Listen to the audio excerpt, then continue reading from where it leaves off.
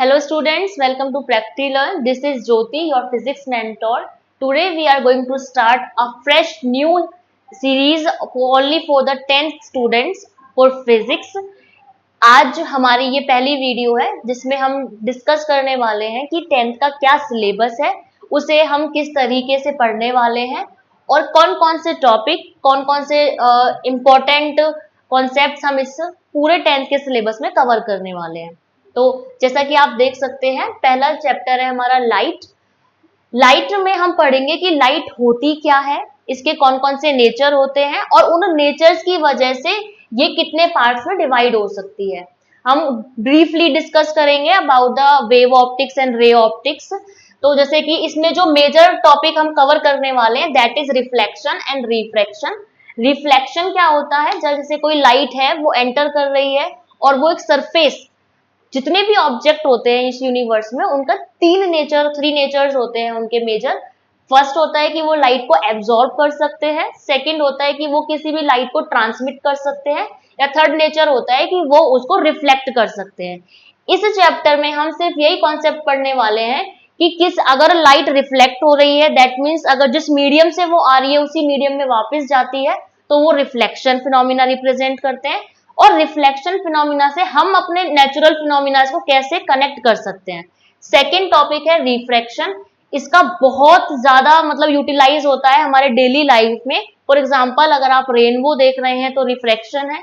अगर आप कहीं पर कोई different phenomena like scattering, atmospheric reflection, twinkling of stars, अगर सनसेट है, सनराइज है, कौन सी लाइट किस डायरेक्शन से आती है, कितना डिस्टेंस कवर करने के बाद लाइट का जो एब्जॉर्प्शन है वो कम हो जाता है, वो सारी चीजें हम इस टॉपिक्स में पढ़ने वाले हैं।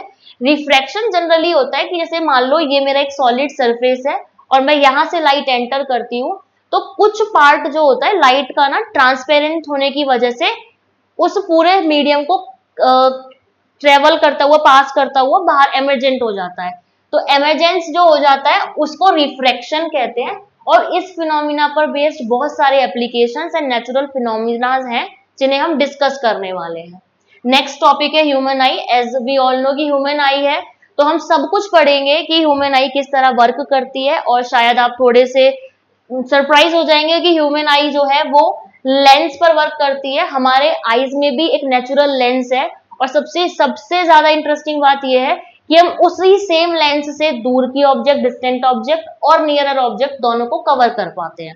ठीक है, इसमें हम ये भी पढ़ेंगे जैसे हम कहते हैं ना कि डिस्टेंट ऑब्जेक्ट दिखाई नहीं दे रहा या फिर मतलब नियरर ऑब्जेक्ट आप देख नहीं पा रहे हो, तो वो कौन सी प्रॉब्लम होती है, किस पर्टिकुलर रीजन की वजह से मैं उस प्रॉब्लम को फेस कर रही हूँ। और भी ऐसा है कि पर्टिकुलर एज को क्रॉस करने के बाद भी हम दोनों ही चीजें नहीं देख सकते। जैसे कि जो हमारे थोड़े एल्डर हो जाते हैं तो हम क्या कहते हैं कि ना तो दूर का दिखाई देता है ना नजदीक का, तो दैट मीन्स वो भी एक डिफेक्ट है जो इस चैप्टर में हम डिस्कस करने वाले हैं। इसके अलावा इस चैप्टर में हम ये भी पढ़ेंगे कि उस डिफेक्ट का करेक्शन कैसे होता है। ये भी ऑप्टिक्स का ही पार्ट है कि उसका करेक्शन कैसे होता है।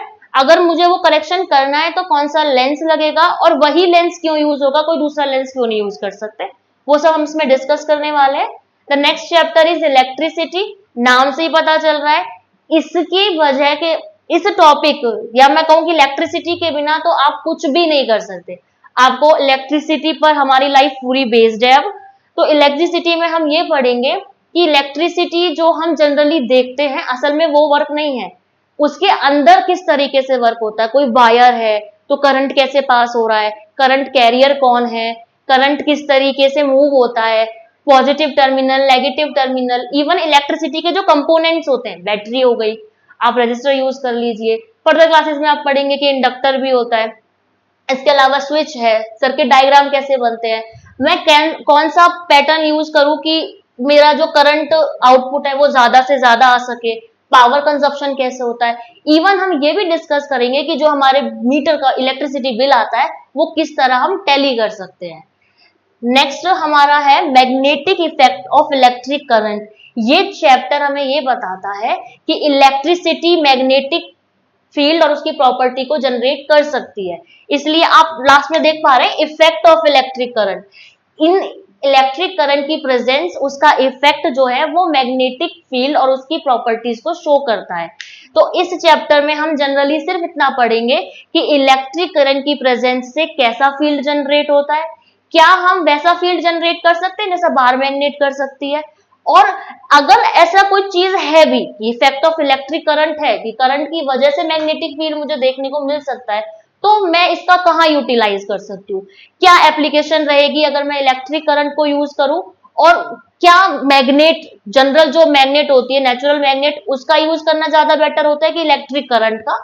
तो ये सारी चीजें हम डिस्कस करेंगे हमारी नेक्स्ट वीडियोस में। अब हम मिलेंगे नेक्स्ट वीडियो में with the first chapter light. Thank you.